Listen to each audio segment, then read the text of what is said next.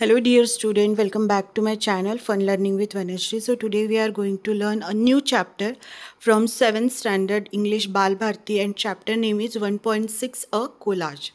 So we are going to study here about the Swami Vivekananda. So first of all we should understand what is mean by collage. Collage म्हणजे काय होतं हे आपल्याला समजायला पाहिजे.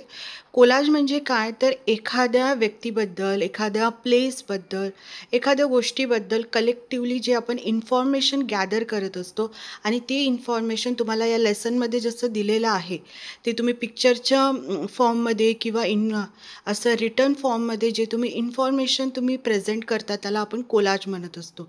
So एक short example तुम्हाला दिलेलं आहे स्टुडंट्स, जो आहे स्वामी विवेकानंदाबद्दलचा, तर ते आपण इथे या लेसनमध्ये स्टडी करणार आहोत.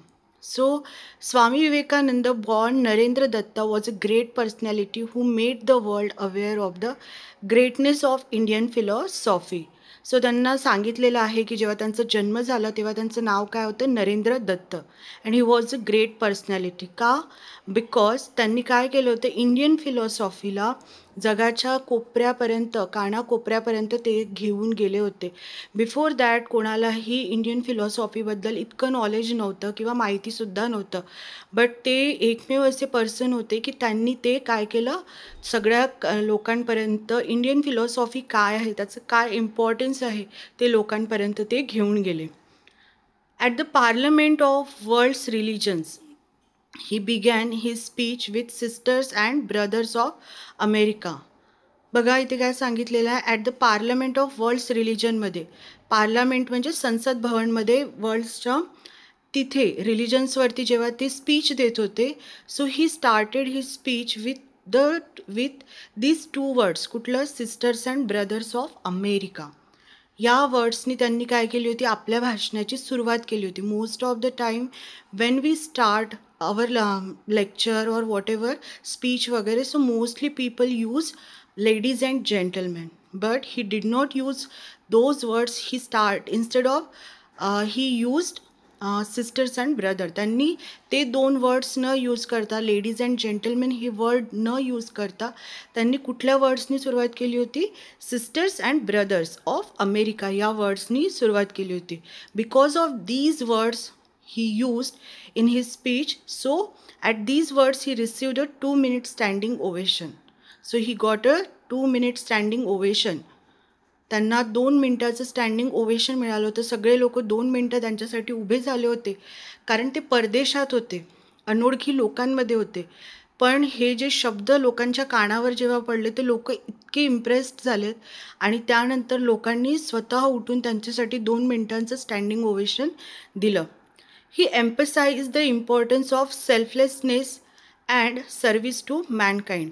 बघा, सेल्फलेसनेस म्हणजे काय तर की आपल्याबद्दल विचार न करता फक्त मानवाच्या कल्याणासाठी किंवा मानव कल्याणासाठी काय करायचं आहे, आपल्याला काम करायचं आहे. हे त्यांचे ह्या दोन गोष्टीवर त्यांचं काय होतं, खूप जास्त त्यांनी एम्फसाइज केलं होतं. एम्फसाइज करणे म्हणजे त्या दोन्हीच गोष्टीवर त्यांनी भर दिलेला होता.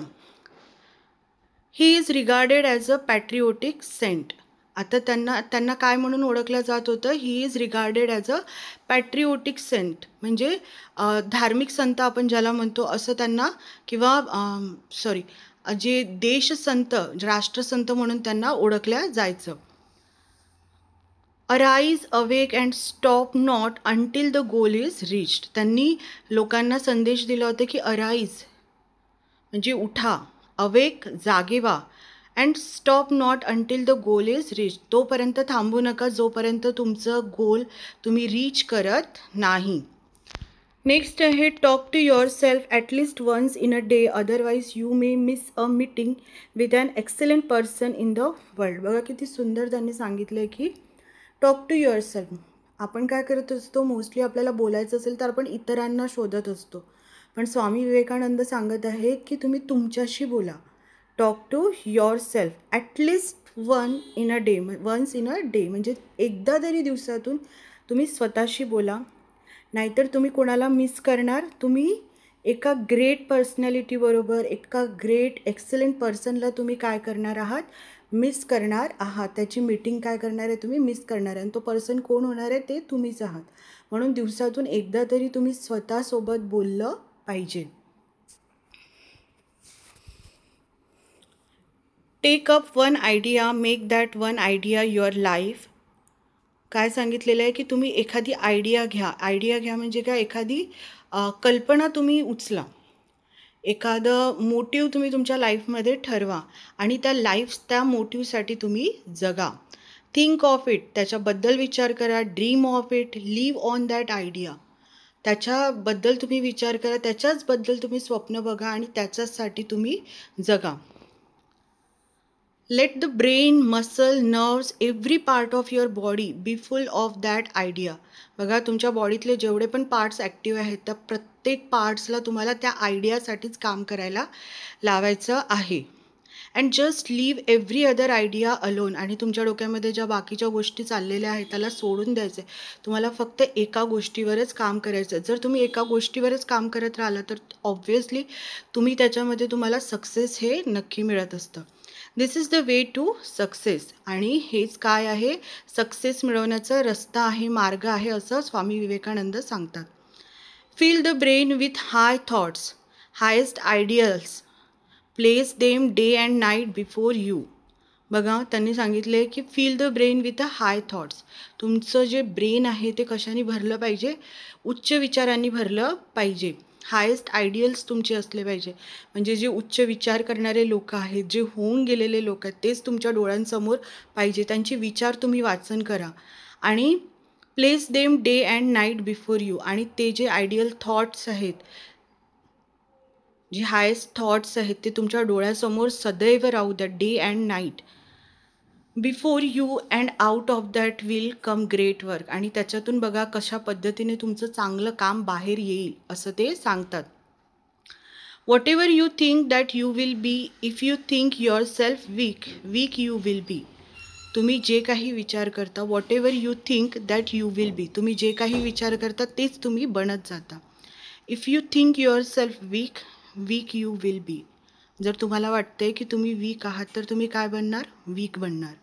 If you think your self strong, you will be. जर तुम्हाला वाटत असेल की तुम्ही काय आहात, स्ट्रॉंग आहात, तर तुम्ही स्ट्रॉंगच बनणार.